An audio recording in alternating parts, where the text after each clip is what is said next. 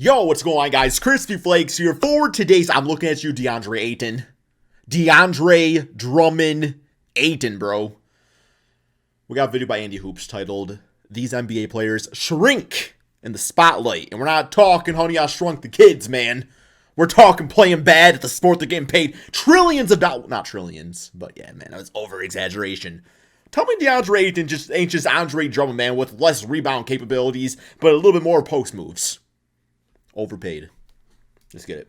If you take a look through NBA history, it's actually very, very rare for a star to play better in the playoffs compared to the regular season. In most cases, the game slows down, the defense tightens up, and their numbers fall off a little bit. However, in the case of Julius Randle and DeAndre Ayton, these two guys have fallen off a cliff, but in completely different ways. Why, though? You know, and it's like, not why? just a one-time thing either. It's happened in multiple series across multiple postseasons now. How's it going, folks? My name's Andy, and in this video, let's take a detailed look at why they're not producing up to expectations, and what's causing them to struggle. Without further ado, let's get started. Knicks got to trade Julius for Zion. Randle has been like every other Knicks fan. When he's playing well, he's an absolute stud, and brings a level of excitement that captivates the entire crowd. But when he's off, he's really off. It's frustrating to watch him go into a downward spiral, and he usually ends up getting benched in the fourth quarter. And in those games where he's not playing well, you don't want to see him have the ball, cause nothing good is gonna happen. That's the thing with Randle that perplexes me. Some stars can get out of a slump mid-game, but not Randle. Yeah, the thing about Julius Randle is, you know, he's more like Lamar Odom. You know, that lefty with the mobility, but you're not going to rely on Lamar Odom to win you a championship. Like, he's a good piece to the puzzle, but he can't be the main piece. If he's in a slump, he's not getting out of it. It was like this back in the 2021 playoffs too, where he played horribly against the Hawks, who wasn't even a good defensive team. And against great defenses, he got clamped by John Collins. This time, it's more of the same. It's easy to blame it on his injured ankle or whatever, but that's a cop-out. Defenses focus on Randle and take advantage of his bad habits. Look at all his plays, though. It's all ISO. His major weakness is his decision-making, especially when it comes to getting double-teamed. Sometimes when he drives to the paint with his head down, he doesn't know what to do. He's either forcing up a contested shot or turning the ball over. Plays like these, for example, you can see he has the option to make an easy pass out of it. Yeah, his play style is very similar to me playing 2K. Just isolation, quick isolation every time. He doesn't even look in any other direction except for the basket. Another play here. In the regular season, he could easily make the pass in a low-pressure situation. He's a good passer. But at this point in the game, he's already frustrated. He's forcing and on he's four just players. trying to bulldoze his way to the rim. This is what he resorts to when he's not hitting shots. And even for the shots he does make, they're very low percentage ones. Shots that he would normally miss most of the time. Whenever the defenses collapse, he most likely will not make the right play, instead preferring to force up a shot with multiple defenders right near him. Usually, in the regular season, defenses are not as locked in, and they don't get to their spots or put enough pressure on Randle to make him feel like he's getting hounded. In the playoffs, though, every little thing matters. Every defender is a step faster, and every defensive scheme is calculated meticulously. Yo, that's Max Strus, bro. Drive around him, man. Opponents have the scouting. They know Randle's weaknesses and his blind spots. And he doesn't have the basketball IQ to find the right pass or make the right decision when he gets pressured like this. The biggest problem is when he starts missing shots or he's having an off night, he keeps trying to force it. And then when he has trouble getting to the rim, he's taking a lot of jump shots. It's like he's trying to force himself to score, even though he's not good at taking He's got that sulky Andre Drummond shoulder slump. He makes them sometimes, but for the most part, you don't want Randle to be taking these shots, unless you're the other team. This is the exact same mentality that caused the Knicks to lose against the Hawks a few years ago. This time, though, his poor play has been masked by the fact that they trounced the Cavs in the first round. But even in that series, Randle was literally the worst player on the team. His team had an abysmal offensive rating of 91 when he was on the floor. That's disgusting. The lowest of any player on the Knicks. There's a reason why his minutes got reduced and why Tom Thibodeau does not trust him at the end of games. The Knicks won that series not because of Randle, but in spite of him. Additionally, Randle's development in the 2022-23 season took an interesting turn. He's taken way more threes than he's ever had before. 8 attempts? Over 8 attempts per game on a rather mediocre 34%. Man, ain't gotta like that. But it has led to defenses respecting him.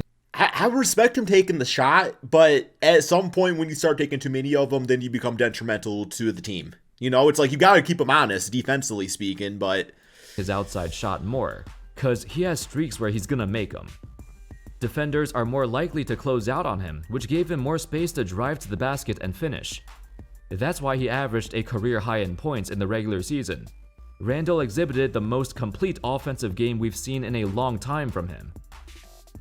It just hasn't translated to the playoffs.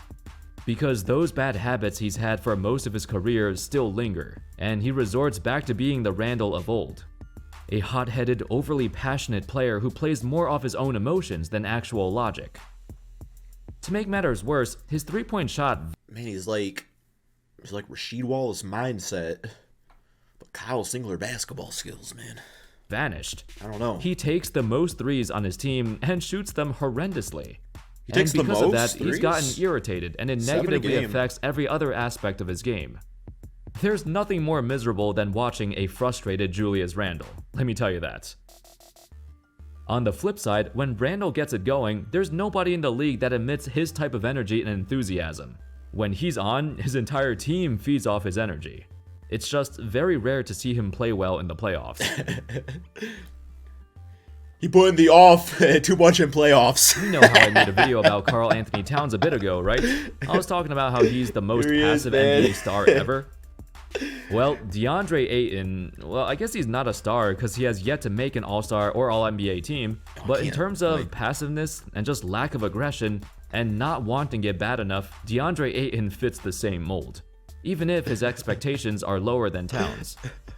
In the series against Denver, he's had consecutive games of just being completely ineffective, a total lack of effort that caused him to get benched in favor of Jock Landale. Clink.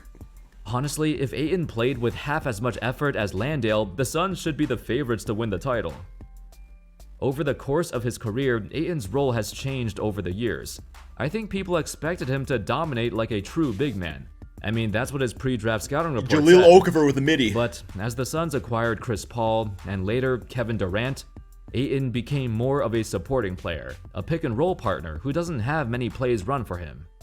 He's never been one to complain at his role, because the Suns started winning, and according to Coach Monty and his teammates, he's super supportive of everybody, and he's not bitter at all, which reflects well on his Do you guys in Indiana still wish you would have gotten him, or are you kind of happy it didn't work out? personality. However, in the games the Suns won, Ayton was almost a complete non-factor, and he was actually a net negative. So far in in the a Suns' victory? 2 victories, Ayton was a -17, Oh my while Jock goodness. Landale was a +26. In fact, I'd go as far as to say that Landale's increased minutes is why the Suns were able to make the series competitive. While Durant and especially Booker are pouring in the buckets, Landale is hustling. Landale looks He solid sets out there. better He's got picks energy. than Ayton, and he's doing all the dirty work to help his team win. According to NBA.com's hustle stats, Landale averages 11.5 screen assist points per 36 minutes. Ayton averages 10 screen assist points per 36 minutes. Also, despite playing just What about 13 Kevon minutes Looney? a game this playoffs, Landale contests the 4th most shots per game on this team. Landale's holding his opponents to just 39% shooting from 5 to 9 feet of the rim, while Ayton is allowing his opponents to shoot 53% from that same distance. The point is, you Man, is can't be 8 foot getting doing that? out-hustled and defending worse than your backup. Also, in the series against Denver, he's getting out-rebounded by Kevin Durant, who seems to be trying way harder on the glass than he is. When Ayton was asked about his struggles and his lack of motor, he shut it down and responded, "Yeah, I don't know what that is. Motor? Come on, bro. I play both ends of the floor. My name is Dominatin'. I anchor the Phoenix Suns on both ends of the floor. Motor? Really? We're gonna talk about motor? I run on Tesla battery." Yeah, I mean, it's not just his motor either. He simply cannot defend Nikola Jokic. Yeah, nobody it's not really like can. Landale does much better, you know. but for Ayton, a guy he's not an elite defender, but he's one of the better defenders in the league for a big man. Theoretically, he has the foot speed and length to match up with Jokic, but he's just getting abused, outmuscled, and a lot of times, he's a step too slow. Can't handle the finesse. Ayton and Randle's struggles are kinda opposites in a way. Randle tends to be overly aggressive sometimes, and when that doesn't work, he settles for jumpers. But for Ayton, he almost plays too safe. Is rarely ever aggressive to begin with. Yeah, that's the thing. I remember, it was dudes like Boogie Cousins, even an older Pau Gasol used to dominate the heck out of Andre Drummond, man. Just because he plays scared, and you could just give him that little finesse hook shot or something. He's not going to be aggressive with. It's going to go in every single time. That's what DeAndre's having the issue with Jokic right now. Cannot handle the finesse. It's the lack of aggression, the lack of physicality that's hurting his cause. And he's just overall a very passive player. With all that being said, I think the Suns could make a more concerted effort to get him more involved in the offense too. But I guess when Booker is going off like this, Ayton is not a priority. Anyway, that's all, folks. Those were two players who have... That's all, folks. Who all do y'all think should be added on this list here, man? Let me know in the comment section below. Thank you all so much for watching. Link to Andy Hoop's channel description below. Peace out, my friends.